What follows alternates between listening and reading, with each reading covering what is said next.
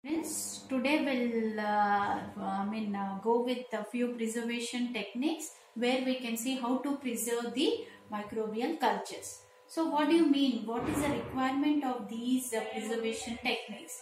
So as we all know that whatever the microbial cultures which have been preserved in the laboratories or at the culture collection centers, those type of microbial cultures will be considered as the stock cultures. Okay, the stock cultures will be maintained or they will be preserved for the future purpose. So, why do we require this preservation? As I said, we can use those microbial cultures or the stock cultures for our research purpose as well as for academic purpose, and also when you get into the research purpose, few microorganisms will take it as a control.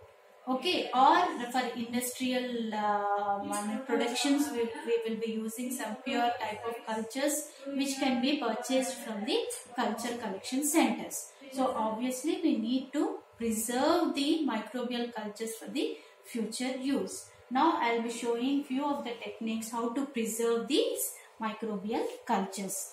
So obviously before going with the preservation techniques, you need to get that microbial culture in the pure form. So that we already discussed how to get the pure form. Now we are ready with the pure form of the microbial cultures. Now I will be showing how to go with the preservation techniques. So the first one in that is the basic preservation technique, or most commonly used one is subculturing. Okay, I'll show how to go with the periodic transfer to the fresh medium, or you can say it as subculturing. So for that we require the preparation of the slant and the stamp. Now I will be showing how to go with the preparation of the slant first. For that you require the sterile test tube and the media. So watch it carefully how to prepare the slant. So I took the sterile sterile test tube, into which the sterile media has been poured. See that 2 to 3 ml has been poured into the test tube, and immediately place the test tube in inclined position. You can see it here. I am placing the test tube in inclined position. So you can see there is a slant formation. So once if we leave for 10 to 15 minutes, you can see the formation of the slant. That means the agar will get solidified in the slant form, so that the surface area will be increased and we can streak the culture on that slant. Okay, so like this we can go for the preparation of the slant. Now coming to the stamp, for that again I am taking a sterile test tube, into which 2 to 3 ml of the media has been poured. Then,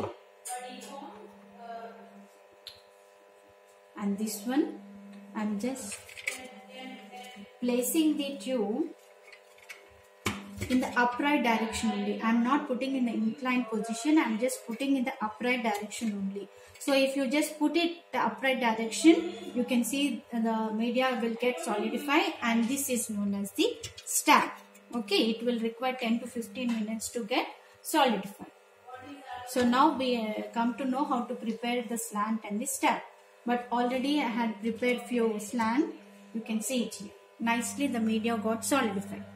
Yes, you can see the slant formation. Whereas the other one, so this is stamp. Okay. Whereas this one is slant and this is the stamp. Okay. Now how to go for the streaking of the culture onto the slant. Now for that, so here is a pure culture of the Staphylococcus aureus. You can see only one type of colonies throughout the surface of the agar medium. So now I am subculturing or preserving these culture onto a slant. First you need to sterilize the loop.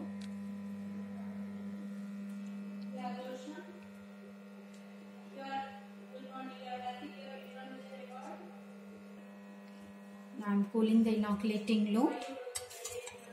Take the culture which is in pure form. Gently touch the colony. Okay, so you can see I took the culture at the tip of the inoculating loop here, and I'm streaking that onto the slam. Slowly insert the loop inside the tube and start streaking onto the slam.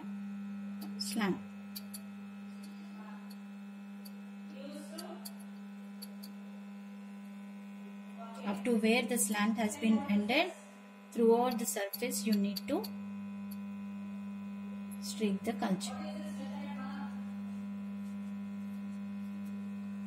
Sterilize the loop.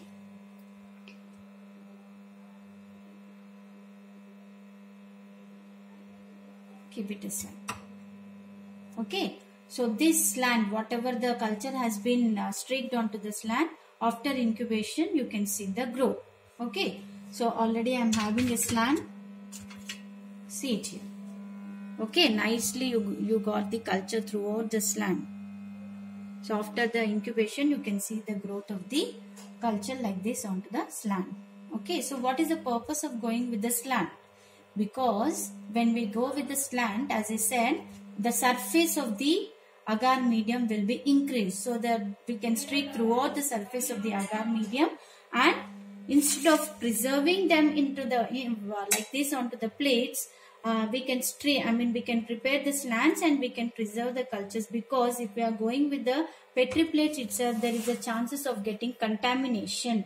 The lid of the Petri plate is not tightly fixed, so there is a chances of getting contamination. And also if you compare the space occupied by these plates will be more when you compare with the slants. Okay, nicely we are closing the mouth with the cotton plug, and also the place required for the slant to preserve will be less when you compare with the Petri plates. Okay. So now I'll show you how to inoculate the culture into the stab. So this is the stab, okay, which has been kept upright position, and in the same way you can see the solidification of the agar, which is called as the stab. So how to inoculate the culture into the stab? Instead of taking the loop, I took the needle. You can see there is no loop over the end of the wire here. So this is called as the inoculating needle. So same way, sterilize the inoculating needle.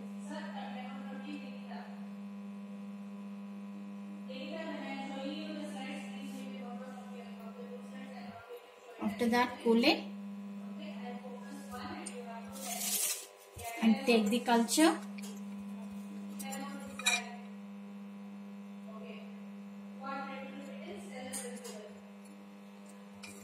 So you can see that the tip, the colony has been, it's there at the tip of the needle. So I am just piercing this needle into the tube or the stamp. Okay.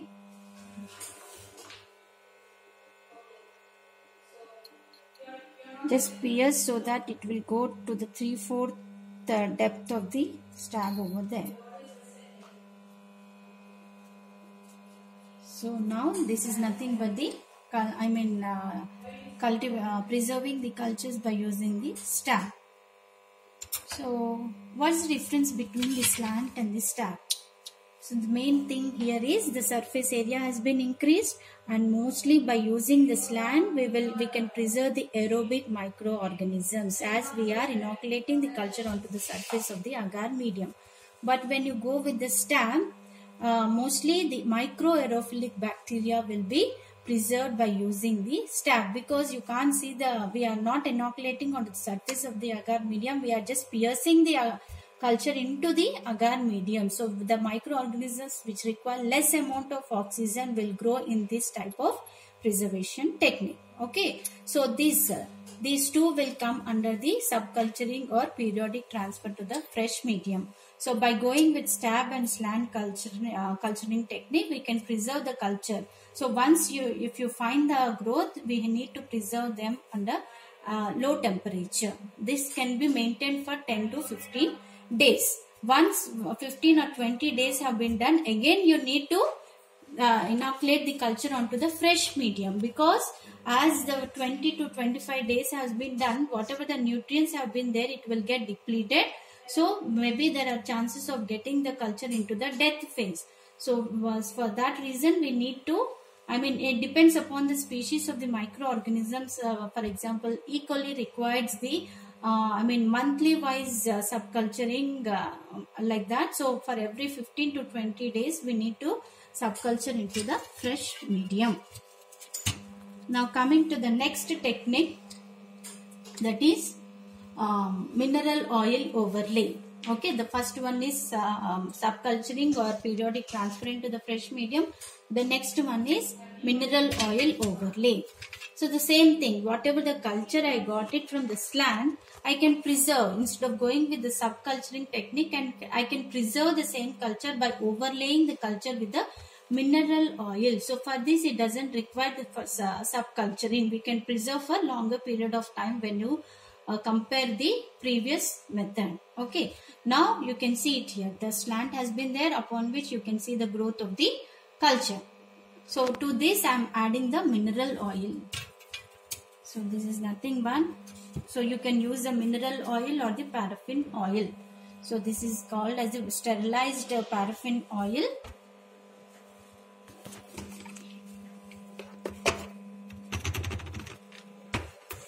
So take the required amount of the paraffin oil by using the micropipette.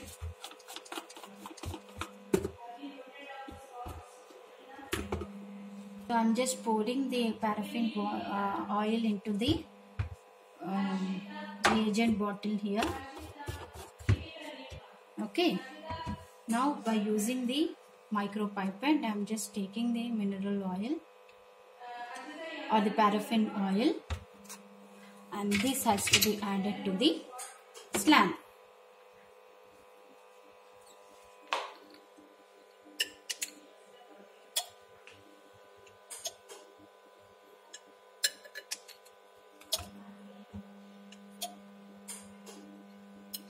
So now here you can see the overall slant has been covered with the mineral oil here. Okay. So by overlaying the culture with the mineral oil, we can preserve the culture for longer period of time. So what is the main principle here? As we are overlaying the culture with the mineral oil, this mineral oil will be having more density, so that it will will not allow the gases to exchange, and there will be reduction of the gases which will get in contact with the culture. And also it will maintain, it will see that the media, whatever the slant has been there, it will not get dried up soon. Okay, so by this technique it will preserve the microbial culture. Next method, sand culturing. For that we require a fine sand, into which take a fine sand to which 1% dextrose has to be added and sterilize it. Then to this sterilized sand culture we need to inoculate this sporulating culture. Okay, so mainly the sand culture will be used to preserve the sporulating culture. So once the sand has been sterilized, to that tube will be adding the sporulating culture, and this can be preserved at low temperature. So mainly remember that the sand culture will be used to preserve the sporulating cultures. I think for 70 to 80 years we can maintain the sporulating culture by using the sand culture. The next one is glycerol stop. So now we will get into the another technique, that is glycerol stop. Okay. So mainly when, as I said, we can preserve the culture at maintaining at very low temperature directly. But when we are preserving the culture at very low temperature, when we are getting into the freezing point, that is below 0 degrees centigrade, when we are maintaining the temperature below, in minus degrees, what will happen? Whatever the components or the bacterial culture has been there, it will be freezed up. There will be formation of the ice crystals. So due to the formation of the ice crystals, they may damage the bacterial cell.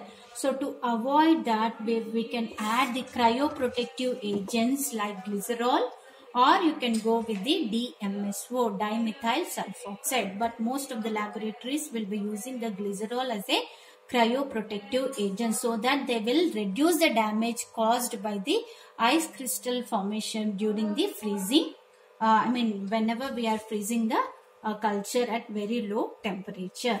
So I took the bacterial suspension, ethic bacterial suspension, to which glycerol has been added. Okay, so this is the sterile glycerol, and I am adding that glycerol to the culture. So how much we need to add? So you can go with 10% or 15%. That means 10 ml of glycerol will be added to 100 ml of the culture, or 15 ml will be added to the 100 ml of the culture. But here hardly I can see 5 ml. So I will be adding 0.5 ml.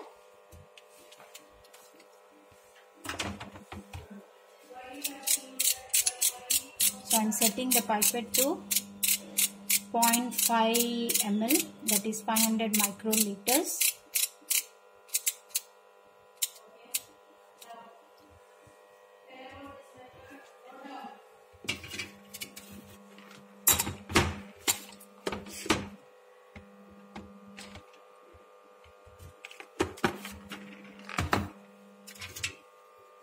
So I am taking the glycerol and adding to the broth here.